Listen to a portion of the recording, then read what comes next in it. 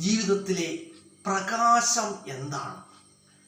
ജീവിതത്തെ പ്രകാശപൂരിതമാക്കുന്നത് എന്താണ്? ജീവിതത്തെ പ്രകാശപൂരിതമാക്കുന്നത് എന്താണെന്ന് ചോദിച്ചാൽ നമ്മളുടെ നന്മകളാണ് കേട്ടോ. എപ്പോഴും നമ്മൾ അറിഞ്ഞു വെക്കുക.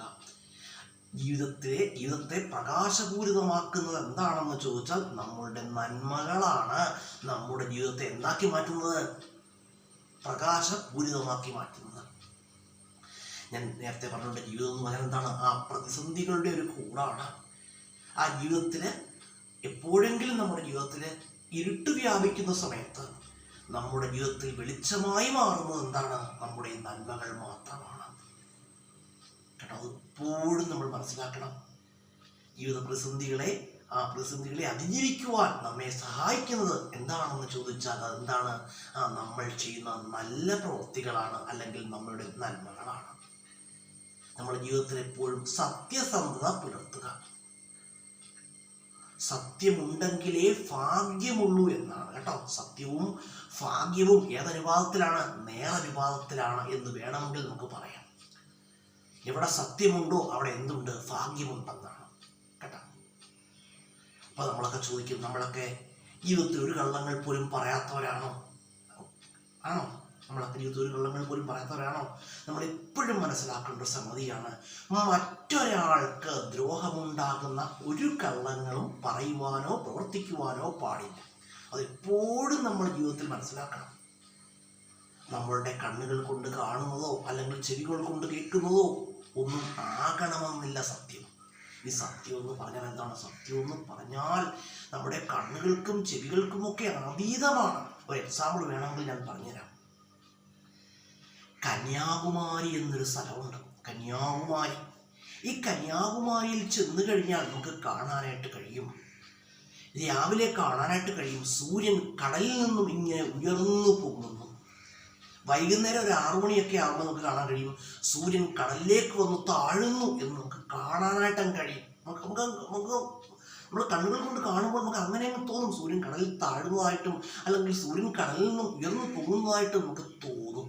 പക്ഷേ അത് യാഥാർത്ഥ്യമെന്ന് നമ്മളെ തോന്നിപ്പിക്കുന്ന മിഥ്യയാണ് കേട്ടോ. അത് എപ്പോഴും മനസ്സിലാക്കണം. യഥാർത്ഥത്തിൽ സത്യത്തിൽ സൂര്യൻ കടലിൽ താഴുന്നുണ്ടോ? ഇല്ല. സൂര്യൻ കടലിൽ നിന്ന് ഉയർന്നു പൊങ്ങുന്നുണ്ടോ? ഇല്ല. കാരണം ഭൂമിയേക്കാൾ എത്രയോ മടങ്ങ് വലിപ്പമുള്ള ഈ സൂര്യൻ കടലിൽ വന്ന് പതിക്കുന്നുണ്ടോ? ഇല്ല.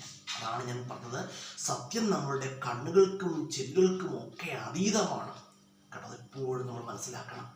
അതുപോലെ തന്നെ നമ്മൾ എപ്പോഴും ജീവിതത്തിൽ അറിഞ്ഞിരിക്കേണ്ട വസ്തുതയാണ്, മറ്റൊരാളോടുള്ള ദ്രോഹചിന്തകൾ പോലും എന്തിന് കാരണമാകുമോ?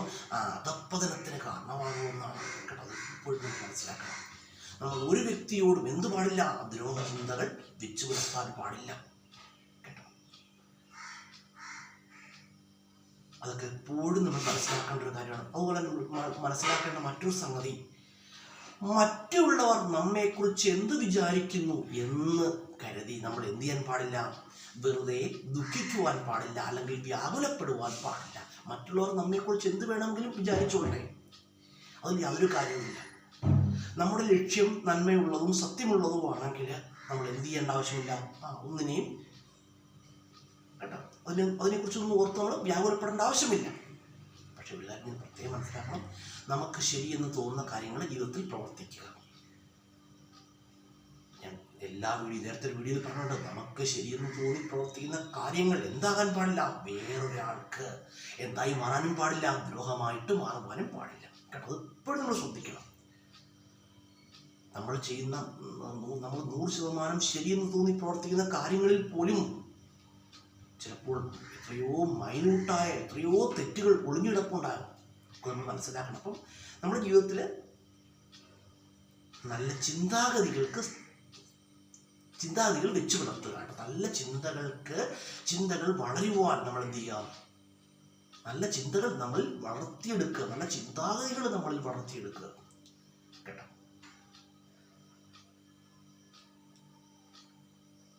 അതുപോലെ തന്നെ നല്ലത് ചിന്തിക്കുക, നല്ലത് പ്രവർത്തിക്കുക. അതുപോലെ തന്നെ നമ്മളെപ്പോഴും ഞാൻ പറഞ്ഞല്ലോ, ഒരുപാട് വീടുകളിൽ പറഞ്ഞിട്ടുണ്ട്, ഒരിക്കൽ പോലും നമുക്ക് ലോകത്തുള്ള എല്ലാവരെയും സ്നേഹിക്കാനൊന്നും കഴിയില്ല. ലോകത്തുള്ള എല്ലാവരെയും സ്നേഹിക്കാൻ നമുക്ക് കഴിയുമോ? ഇല്ല. പക്ഷേ എല്ലാവരോടും കോമൺ ആയ സ്നേഹമുണ്ട്. മനുഷ്യ ജീവി എന്ന സ്നേഹം നമുക്ക് എല്ലാവരോടും കോമൺ ആയിട്ടുണ്ട്. അതുപോലെ തന്നെ എന്ന് കരുതി നമുക്ക് എന്ത് ചെയ്യാൻ പാടില്ല, ഒരാളെയും ഒരു വ്യക്തിയെക്കുറിച്ചും എന്ത് ചെയ്യാൻ പാടില്ല, വ്യക്തിയെക്കുറിച്ചും തെറ്റായിട്ട് കാര്യങ്ങൾ ചിന്തിച്ചു കൂട്ടാൻ പാടില്ലെന്നാണ് കേട്ടോ. ഒരു വ്യക്തിയെക്കുറിച്ചും ഒരു വ്യക്തിയെയും അമിതമായിട്ട് വെറുക്കുവാനും പാടില്ല. ഒരു വ്യക്തിയെ മാനസികമായിട്ട് വെറുത്ത് കഴിഞ്ഞാൽ എന്തുണ്ടാവും? ഞാൻ നേരത്തെ ഒരുപാട് വീടുകളിൽ പറഞ്ഞതാണ്. എന്തുണ്ടാവും? അത് മാനസികാരോഗ്യത്തെ തകർക്കുന്നു. അതുവഴി എന്ത് ചെയ്യും? അത് ശാരീരിക ആരോഗ്യത്തെ തകർക്കുന്നു. പിന്നീട് അത് എന്ത് ചെയ്യുന്നു? ജീവിതത്തെ തകർക്കുന്നു കേട്ടോ. അതുകൊണ്ട് നല്ലത് ചിന്തിക്കുക, നല്ലത് പ്രവർത്തിക്കുക, നല്ല സുഹൃത്ത് ബന്ധങ്ങൾ എന്ത് ചെയ്യുക? ജീവിതത്തിൽ വെച്ച് പുലർത്തുക.